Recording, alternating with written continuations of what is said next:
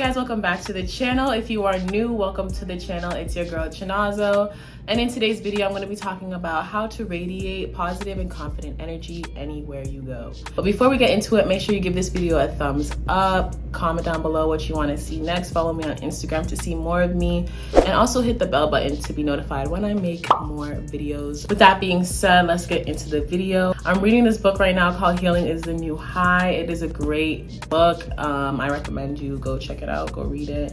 I'm on chapter 3, which is titled What's Your Vibe? And then underneath it says, working with the etheric body will change your vibration and create love and trust. So why is it important? Why do we care about radiating positive and confident energy? Like, who cares? Like, honestly, like, that's not, I don't care. Okay, I'm gonna tell you why. I really like how this book put it. It says your vibration, your vibe is important. It's the energy that courses through you and that you radiate out into the world. And by extension, it's the same energy that you welcome back. What you give more or less equates to what you receive. So getting familiar with your vibration is an important part of inner healing work. That's the answer. That's literally the answer.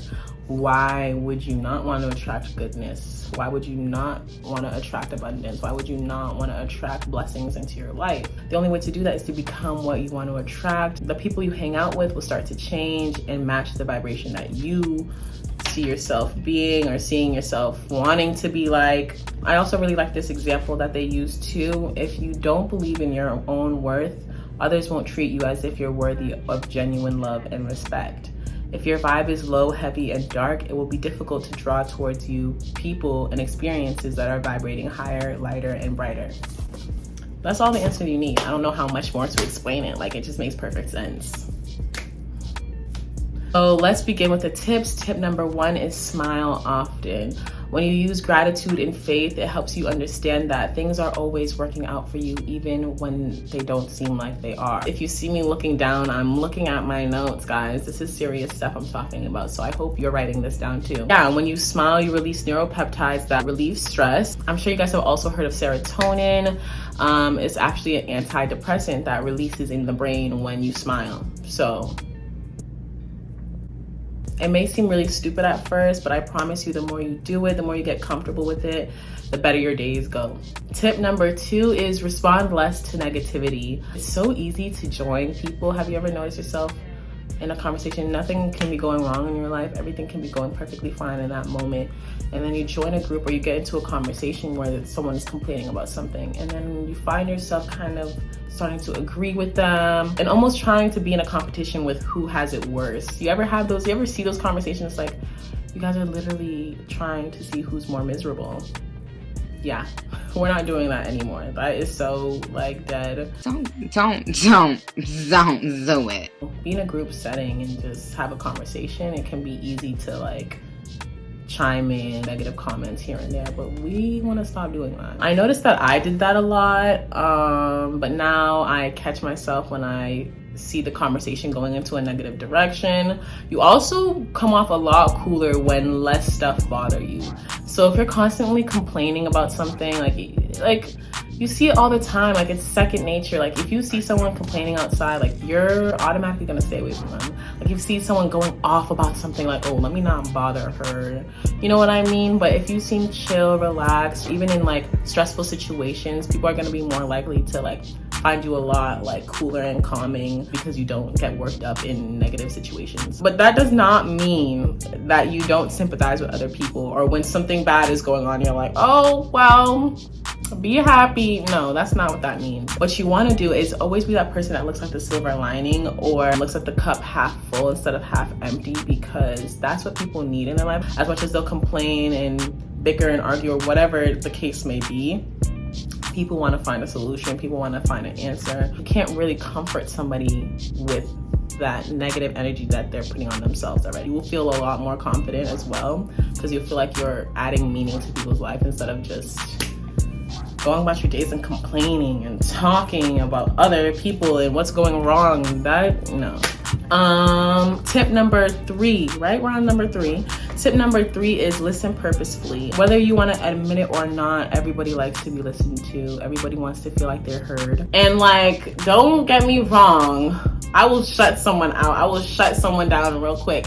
I gotta remind myself, like, listen, you know what I mean? Like, everyone has their moments where they just want to get their point across, or they're listening to somebody but they're listening to get a response in, or listening to answer what that person is saying. Being able to have someone listen to you and share the same excitement as you can make a whole lot of a difference. I know we've all experienced that moment where like you're super excited about something and you're going to tell somebody and you're just like going off about it and they're just like, oh, okay, that's cool. And you're like, I'm never sharing any good news with you ever again. So if you share that same excitement, ask questions, and don't do it because you're looking for that acceptance or that gratification. Like, do it because you genuinely excited about what they're talking about. Don't do it if it's not genuine. If it's not, just, you know, congratulate them and go about your day. You don't have to be rude, but just make them feel like you heard them. Making other people feel important is such a huge game changer. You have the power to make somebody feel good. Why not use it?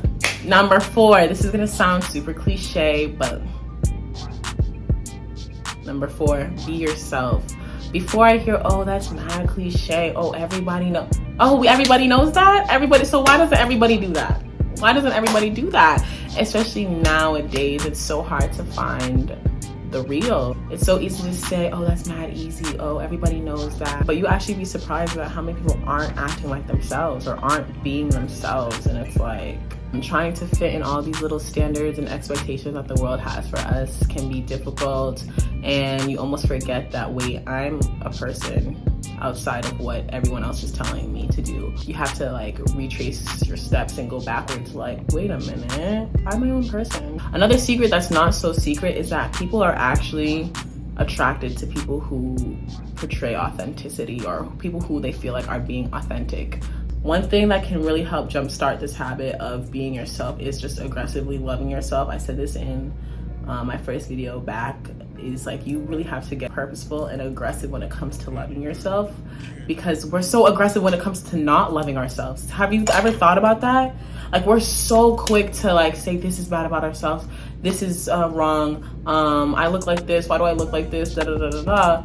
But when I do the same thing when it comes to like loving myself, oh, I feel a little arrogant. I feel like people would think you're full of yourself, or like, but it's like, if I was shaming myself right now, y'all would not have a problem. If I was talking down on myself, or if I was super insecure, no one would have a problem. But because I'm super confident and love myself so aggressively, now it's a problem. Think about that one. Don't let that one slide. You're special and you have a purpose in this world that's so easy to forget sometimes, in the world of social media and Instagram and TikTok, where it looks like everybody's living their best life except for you. That's not true. And lastly, tip number 5 is address your mistakes. Everybody makes mistakes. Nobody is perfect. Being an athlete for so long, the one thing that coaches love about an athlete is that they're coachable. It's not that you're the best athlete on the field, but it's like when they talk to you and when they're giving you directions, you take those directions and you hear them out and you apply it. That's like everyday life. No one likes to be around someone who can never admit they're wrong, or can never apologize, or can never say they made a mistake. Nobody likes that. People who can admit to their own mistakes come off less judgmental, less critical of other people. Other people will be honest with you and more trusting of you because they know that you're an understanding person. But yeah, like I said, thanks guys for watching the video all the way through. Make sure you subscribe, comment down below, like, thumbs up, hit the bell button, all that stuff. Peace and love.